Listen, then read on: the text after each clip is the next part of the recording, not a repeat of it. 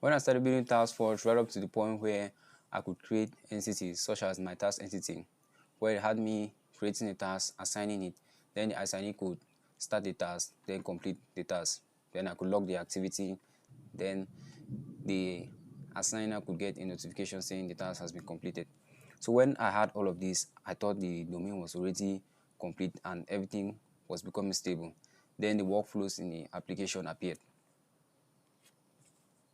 So users think in actions and the database thinks in records. The architecture lies somewhere in between, where you have it connecting the APIs, the service gateways, the connectors for the services and the microservices. For example, assigning the task, completing the task, approving the project. These are all CRUD-like operations because they have to do with updating. Then on a database end, you just insert a record, you update the record, delete, you remove the record. That's just all there is to it. There is nothing connecting all of this together such that it forms a complete system to use. So back into the project, I have enums, I have notification classes, activity logs. So all of these were introduced by the system. It wasn't introduced because I could create a task, I could update it, I could read it. No, this came into play because the system needed information on the current start of the task.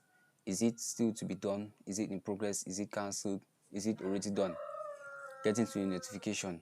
All right, what has been done and who needs to be updated and how are they going to be updated?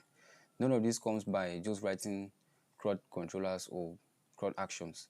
It comes by defining the business domain of the project. When you start building, you normally start by building CRUD. You have to, of course, be able to create the resource, probably read it, update it, and delete it. That is where your application starts from. You have your tables, the entities, and the operations. Then, after CRUD, you have workflows. What is actually being done in the system? How are all of your entities interacting? What is this? What is each entity doing, and what value does it bring into the system? And with that value, how can other entities in the business really use that value and bring something really productive? Does it bring in permissions, notifications, ownership, states? All of those are defined as workflows. So when you have that, the application has moved to the next stage. From workflows now, you then have now a complete architecture where you have all of your action classes, your policies, quiz, activities, and others which you may want to add, where they are all connected to one another.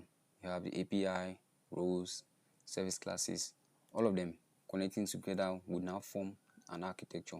Once the architecture is formed, that is when you will now begin having a complete system. The completeness of your system will depend on the architecture. At first, when I started building TaskForge, I thought it would just be creating a project, creating a task, and giving it to and assigning it to users. But then it became a fully functional system whereby you can notify users if a task or project has been created. If they are in a team, you notify them that a project has been created. Individuals, you notify them of tasks. Then I had permissions, then activities, then the workflow of the entire system. How does everything connect? The life cycle of each entity. What value does it bring to the others? Then I had activity login. What has been done? When was it done? Then the billing system, payments. Then the ownership, who owns what and who is doing what in the system. All of this connecting to one another became a full architectural system.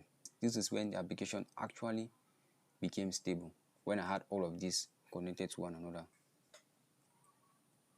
So at what point did your application stop feeling like CRUD? For TaskForge, it was when workflows came into the system.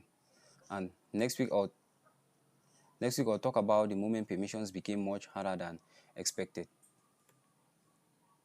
So I thought TaskForge would remain a simple CRUD application, but then I was wrong when. So I thought TaskForce would remain a simple CRUD application, but that assumption became wrong when workflows eventually came into the application and it changed everything. And surprisingly, permissions became even more difficult afterward.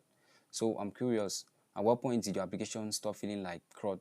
Let me know down below in the comments, and next week I'll talk about why permissions became difficult and much faster than expected.